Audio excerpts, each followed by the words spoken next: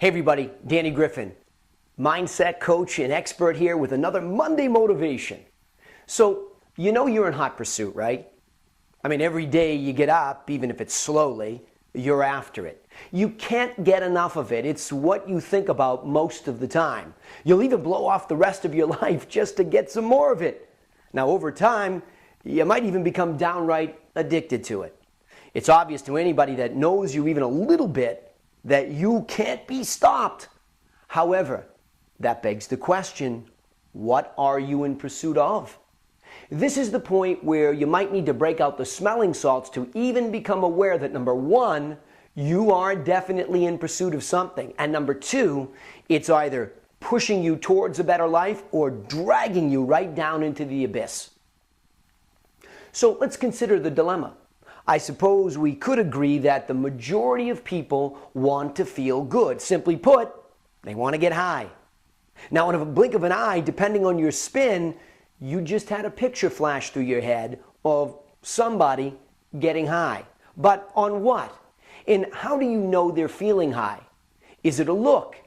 Is it their movements? Is it how they talk? Well, first picture somebody having a drink, taking a pill, or maybe even smoking something less than legal. Then envision a gospel choir singing or an Olympic athlete's face as they realize in an instant that they've done it. They've accomplished the ultimate goal. What do you see? What does it mean to you? Do these images conflict and agitate something inside of you?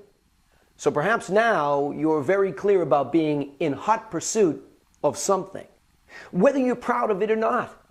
Maybe the litmus test for how you feel about your pursuit comes in the form of the decision of whether you would tell the world about your pursuit in spite of what anybody thought.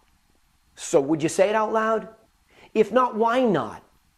Ultimately, this all comes down to choices. Now, if you've watched any of the 2012 Olympic Games, you might have heard that Michael Phelps worked incredibly hard to fuel his hot pursuit of becoming the most decorated Olympian in history. The story goes that he was only let out of practice once by his coach early so that he could make it to the prom. If you were also paying attention closely to Phelps' whole history, you'd also know that he made another infamous decision to choose a different path one night to pursue his high, and perhaps learned one of the great lessons of his entire life. But I'm not here to judge, rather I'm just fascinated by the choices we all have to make. As I put this piece together, I'm also reminded of my blog about Stephen Covey's concept of starting with the end in mind. Now, maybe if we all spent a bit more time defining what we really want to be in hot pursuit of, then we'd always be reminded to choose the right fuel.